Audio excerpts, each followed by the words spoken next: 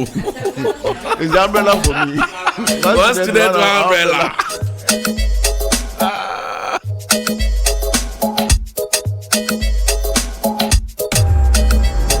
Johnny's Bite. Johnny's Bite on Sunrise.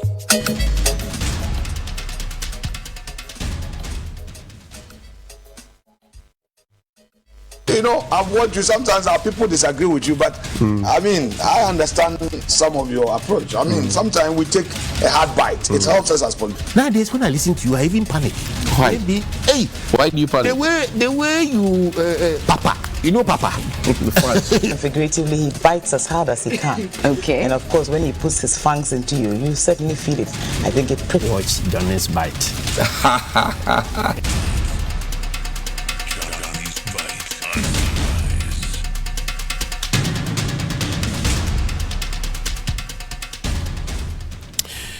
Bismillahirrahmanirrahim.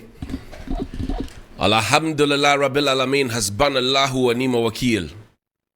The Lord is my light and my salvation. Whom shall I fear? And yea, though I walk through the valley of the shadow of death, I will fear no evil, for you art with me.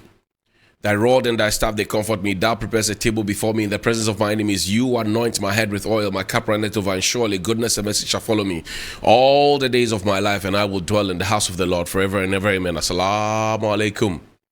It's Friday. Welcome to Johnny's Bite.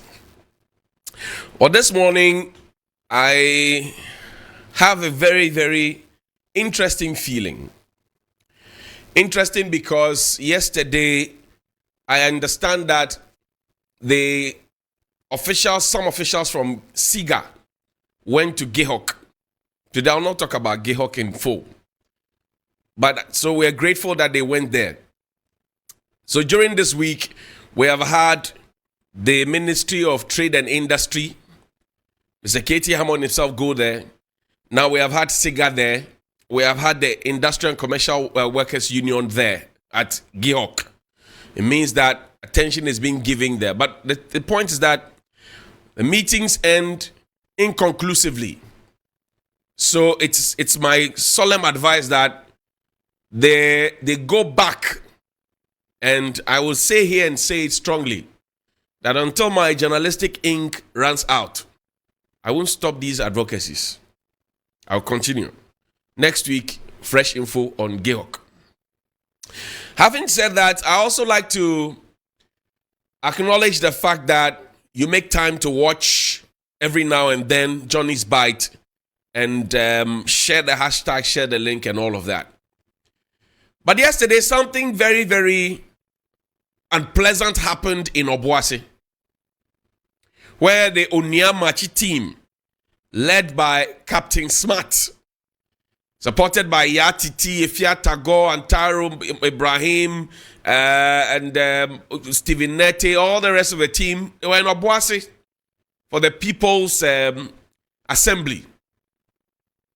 Suddenly, when they had set up, that was day 2, they had set up to begin the program, a certain gentleman walked into the place and started dismantling the things and bringing down the set in the name of a certain task force. We understand that he claimed to be a bodyguard of the MCE of the area.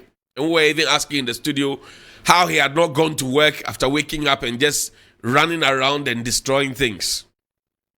Well, eventually the police picked him up. But it brings me back to the question we had sometime earlier in May on the Press Freedom Index conversation. We had dropped further down to 62.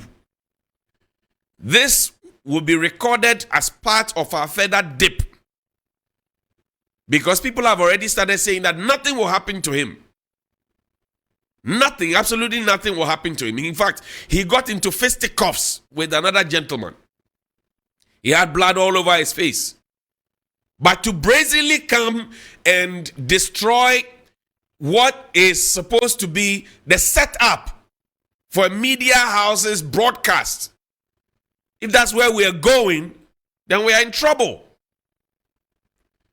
And the way he's behaving, the narrative and the things that he said was that he was affiliated to the government of the day. That cannot be taken out of the equation. He's affiliated. Yesterday, he had the effort, he had the power to come all the way to where Captain Smart and his people were in Obuasi trying to, and somebody had to come and face him, a certain Mayweather. I don't support violence, by the way, but that was when the police had to pick him up.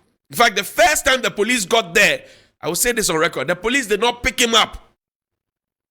He was standing there still doing what he was doing. He was even at some point talking back at the police commander. And these are the emboldening and activities that we're doing. Now, why is Captain Smart in Obuasi? He's in Obuasi because Obuasi is a hub for mining. He's in Obuasi because Obuasi is a hub for Galamsey as well. He's in Obuasi because the people are complaining about their water. He's in Obuasi because the people are complaining about their food. They are complaining about all the other things, the bad effects of Galamsey. He's there. He is going to speak the key version of what we are doing here in Accra, calling it a mining summit. Ajana 1, Ajana 2.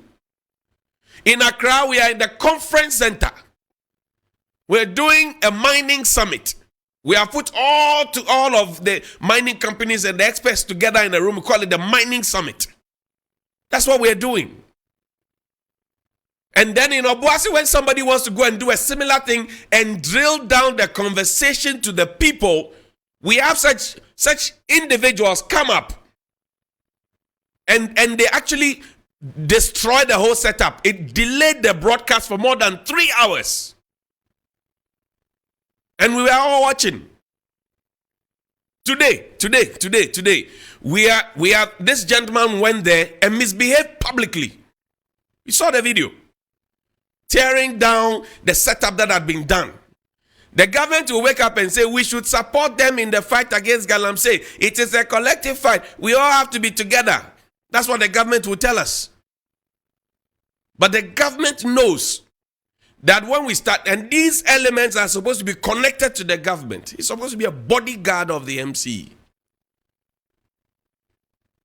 Who gave him the authority? What even gave him the effrontery to come and do that in Obuasi? He had to take the youth in Obuasi to come up to face him. And I hope that the police actually prefer charges against him and take him to court. And the law deals with him. Such buffoonery must stop. Such buffoonery must stop in this country. The government say, oh, help us to fight Galamsey. We are helping you. You are in Accra doing a mining summit. That's the painful part. Ajana 1, Ajana 2. Ajana 1, Ajana 2. Say one thing, do another thing. Minister was waxing lyrical in Accra. Today the minister says he's planting trees. Today the minister for Lands and Natural Resources says he's planting trees. He has so suddenly not answered to the question of all our 47 forest reserves being mined. He has not spoken about it. The last time we tried to get an answer, I said we should forget about the past and focus on what is coming. We should forget about the past. 47 forest reserves. It is a forest reserve. Atai and found Sankan. They have been mined.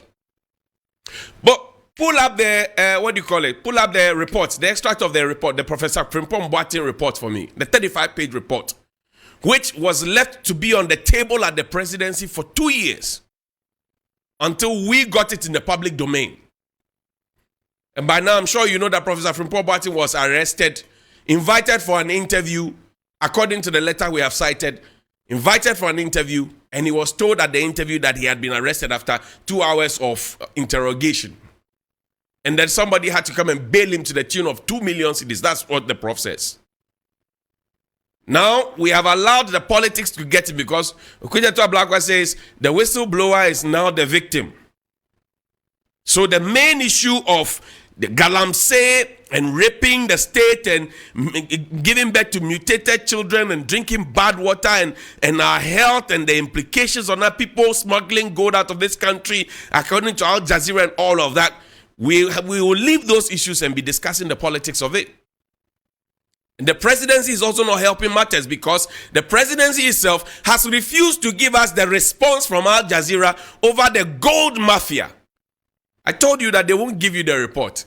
That's why they sent the Minister for Information to be going around explaining English with English and trying to cast a slur on journalists and talk tough at critical media locally. Why didn't they talk tough to Al Jazeera? As for that response, they will bring it. The response, it has to be brought to the people of Ghana. When they come campaigning to you, ask them of that report. Pull up the extract of the Frimpong Boateng report for me. I want to read the portions of it so that you see. Today we are planting trees. The trees that we planted in the past, reading off one of the front pages that about 34 million of them survived. Right? I'm reading off the front page. It says 24.9 million on the front page of the Finder that they survived. The question I've always asked is, where are the trees? The question I've always asked is, where are the trees? Because if you are planting trees and you are telling me that you planted 20 million, you planted 7 million, at some point you planted this, you planted that, and then you are telling me also somebody from within the party is telling me that they actually have mined 47 forest reserves in this country. It's Ajana 1, Ajana 2. Johnny's Fight. Are you planting trees or cutting trees? We complain about Sada and Jida. That trees were cut for trees to be planted. Are we not doing the same thing? Even that one, we are doing it with executive approval. Because nobody can go and mine or prospect or whatever it is without mining licenses from the Minerals Commission, which is an agency under the ministry planting trees today. Nobody can go and mine. And we're told that at the time when we had placed a ban on mining, we had licenses being issued and being renewed. Please find the extract for me of the report. Johnny's Fight. We have licenses being renewed. That's where the problem is. Licensing being renewed. Let me read this from the phone for you. Johnny's Becoming Fight. tough to find it. I want to read portions of that report for you. The report of the Professor Kwabena Frimpong Boateng that he wrote to the presidency. 35-page report. Today, what has happened to that report, really?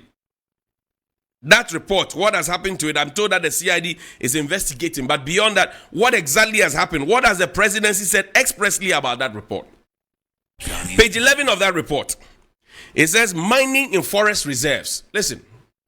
The decision taken in 2018 by the Ministry of Lands and Natural Resources and its agencies to grant concessions in virtually all forest reserves in mining companies did a lot of harm.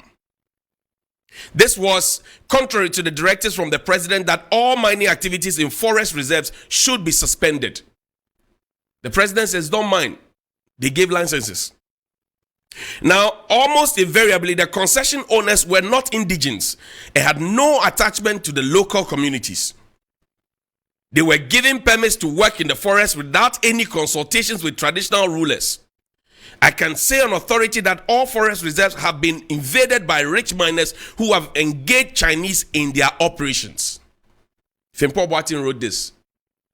The chiefs and opinion leaders are mostly unhappy with the invasion of the forest and farmlands. I personally received a lot of complaints from chiefs. According to them, they had kept the forest in pristine state for hundreds of years.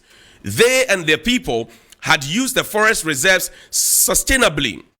Without any prior information to chiefs and other traditional leaders, miners entered the communities and quickly produced unofficial mining, small-scale mining licenses from Accra.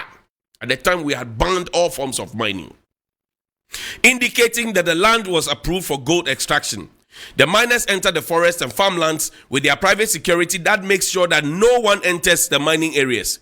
Within days, cocoa farms, 3. Subsistent crops, 3. Forest, 3. And other land uses are cleared prior to extraction, transforming local people's food availability and income. Heavy machine then dig and wash massive amounts of sediment, creating enormous pits. The trees that we're trying to plant, we cut them with state approval, stamp, bam. Johnny's Fight. Consequently, the poor indigents are unable to harvest even warmer from the forest to pound their fufu. People engaged in cane basket weaving are denied of the climbing twigs and ropes needed for their trade. Game hunters were equally unhappy. In some cases, matters are made worse because of pollution of local sources of drinking water and the drowning of people, especially children, in abandoned mine pits. I'll stop here. Johnny's This is a Frimpong Boateng report. What has happened? We have not closed that chapter, and we are always interested in the slogans and the PR. Nobody is saying we should not plant trees.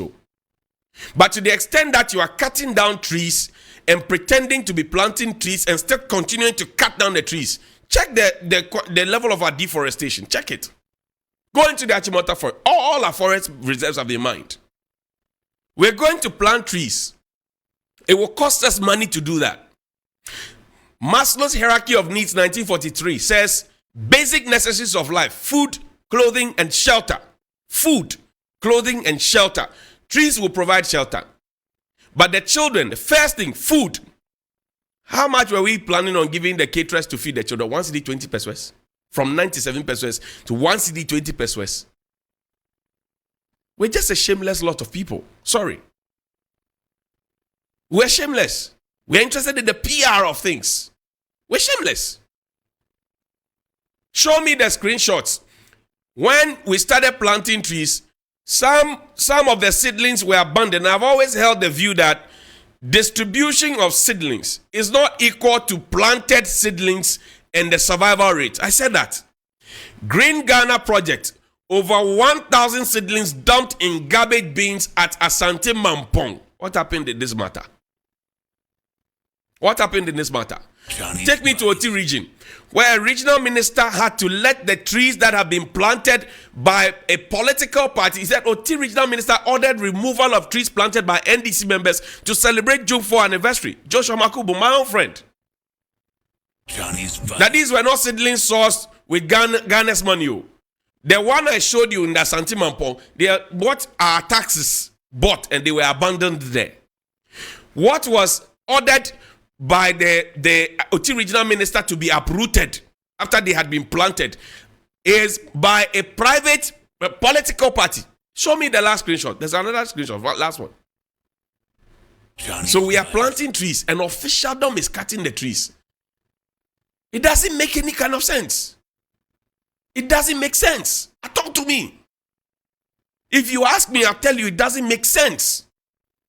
Because already that tree planting thing, there's so much opacity surrounding it. The tree, the suppliers of the seedlings say they are owed money. The suppliers, they say they are owed monies. Play Bishop Price video for me. Let's close with it. Good morning. Bishop Price video, please. Go to civilized countries. Certain politicians, people are there because of their merit, not appointed by politicians, and they work and serve well. Look at our security agencies, puppets of the ruling party, ruling government. And so they are not able to open their mouth, even arrest thieves who ride public cars and are fed by the state. People who earn more and better, well salary, and fringe benefits, occupying official houses with chauffeur-driven cars. Benefits come in thousands. They steal the most in the country. Go around the prisons when we go to give communion and pray for them. Owi Agupo, Owi Aponchi, Yachina Kotu. Some remand for years, and yet those who openly steal and plunder walk our streets. What kind of society is this? Some of your approach. I mean, sometimes we take a hard bite. It helps us as politicians. Nowadays, when I listen to you, I even panic. Why? Maybe, hey, Why do you panic? the way you